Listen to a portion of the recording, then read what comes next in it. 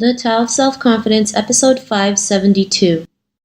Welcome to the Tao of Self-Confidence, where I share stories of amazing women who have discovered their inner journey to self-confidence. Visit our website at thetaoofselfconfidence.com. Your inner journey to self-confidence awaits.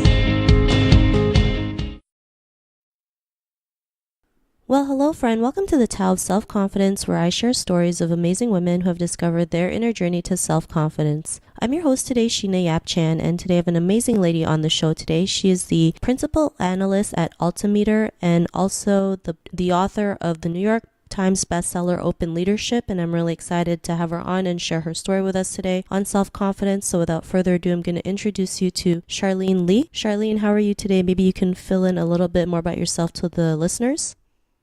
Sure. Yeah, I am an analyst. I've been an analyst for about 2 decades now. But I also, in my spare time, write books about business and technology and strategy, and a very strong focus on leadership too, and the new definitions of leadership. Awesome. Well, thanks for sharing that. And Charlene, what's your cultural background? I'm Chinese, ethnically Chinese, born in the United States. My parents immigrated from Taiwan, my mother, and my father came from Hong Kong. Was born and grew up in Detroit, which is a little bit unusual. And I grew up speaking Mandarin. And even today, I can speak a little bit of Mandarin, enough to go into the markets in China and negotiate, but not really much more in terms of having a conversation or anything. Awesome. Well, thanks for sharing that. I think the negotiating part is really important. So it's putting to good use. So thanks for sharing that. And what would be your favorite self-confidence quote? I was told this early on in my career by someone who said, experience is what you get when you don't get what you want. And you have to think about that for a second. Like, what is that? Well, there are many things we want, but I can't always get what I want. And you chalk it up for experience and you use that for your next time. And so I think that really helps with the self-confidence in many ways, because even in the face of failure, I use every single opportunity to use it as a learning experience and to apply that and use it for my future. Thanks for sharing that great quote. When you mentioned that, I also had to think about it for a sec. It's the first time I've heard it, and it's a great analogy to it. So thanks for sharing that. And in your own words, how do you define self-confidence? I think it's knowing who you are and yourself, knowing who you are, what your strengths are, your values, what your purpose is, and then where you want to fit into the world.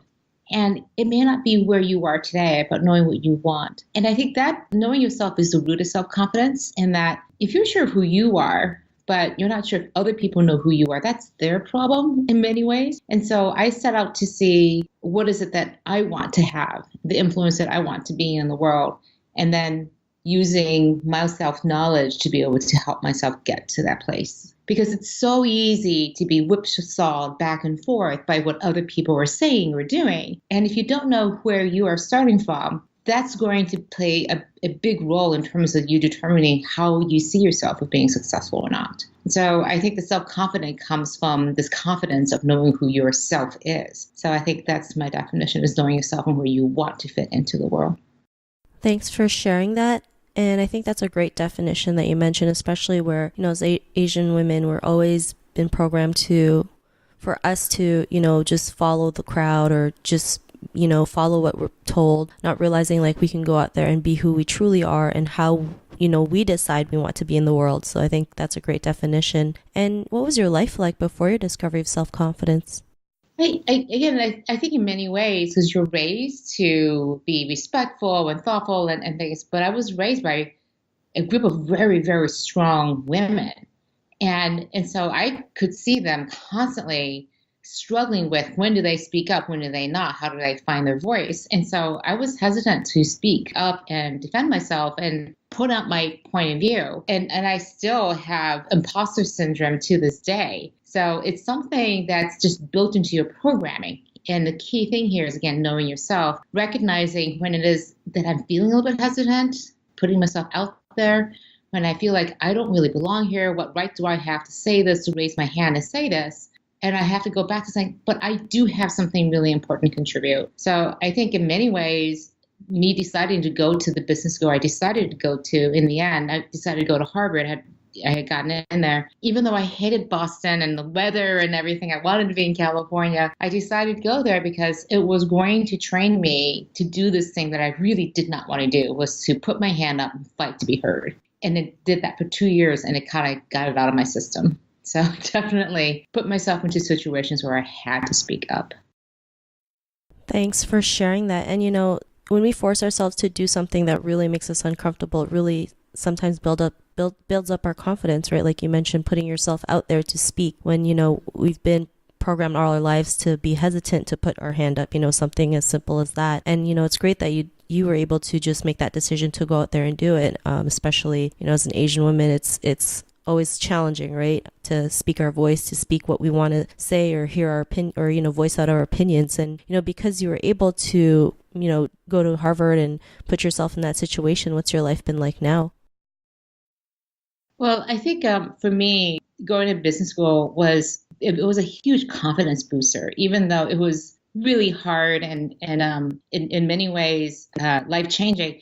It was incredibly supportive. And so I knew that all these other students who were with me, about 90 students in my first year class, we see each other every day, same classes, same seats every day. And I realized that I could do this. I could not only do it, but I could do it really, really well. And that my peers looked up to me and anticipated, wanted to hear what I had to say. And afterwards would say, that was really helpful. Thank you so much for sharing that. And that was a big aha moment for me. And in many ways, what it gave me the confidence was I knew that no matter what kind of situations were thrown at me, I could figure out a way to do it. And even if I couldn't figure out a way to do it, I would learn from it and be able to do it better the next time. So constantly trying new things, failing, feeling supported, finding that system of people, and then consistently surrounding myself with people along the way who could give me that confidence, help me find that confidence, help me find myself to continue to fight.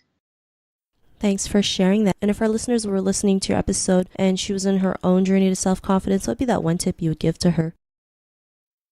I have a mug that says, life begins at the end of your comfort zone. And it's my coffee mug that I have every morning. And so I would say, begin at the end of your comfort zone. This is not a place where we're comfortable living in all the time, where is that edge, being uncomfortable, pushing yourself. But that is the only place where you're going to grow your confidence, not just to have it, but to grow it and to realize that this is a continuous journey. To this day, I feel really uncomfortable, not confident all the time, but I know I have the confidence in myself to go out there and try these things, because even if I fail, I know I can pick myself up.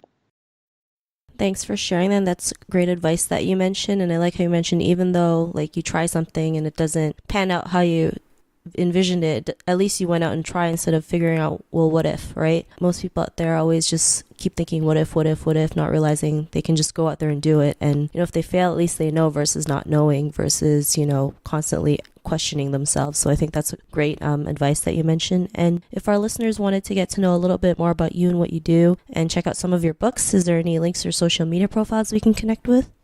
My profile is my name. So it's Charlene Li, and you can find me on Twitter, on LinkedIn, Facebook, Instagram, all those places. And my website is charleneli.com. Awesome. Well, thanks for sharing that. And to our listeners, if you want to connect with Charlene, you can also head on over to thetaoofselfconfidence.com and search for Charlene's name. Her show notes will pop up along with everything else that we talked about. And I really just want to thank Charlene today for taking the time to share her story and tips with us on self-confidence. So thank you so much, Charlene. Okay, thank you, Sheena. Not a problem. It was really great having you on the show. And to our listeners, be on the lookout for another new episode of another amazing woman's journey to self-confidence. And we'll talk to you soon. Bye for now. Thank you for tuning in to another amazing episode of The Tao of Self-Confidence. Visit our website at thetaoofselfconfidence.com to check out cool resources, blog articles, show recaps, and so much more. Your inner journey to self-confidence awaits.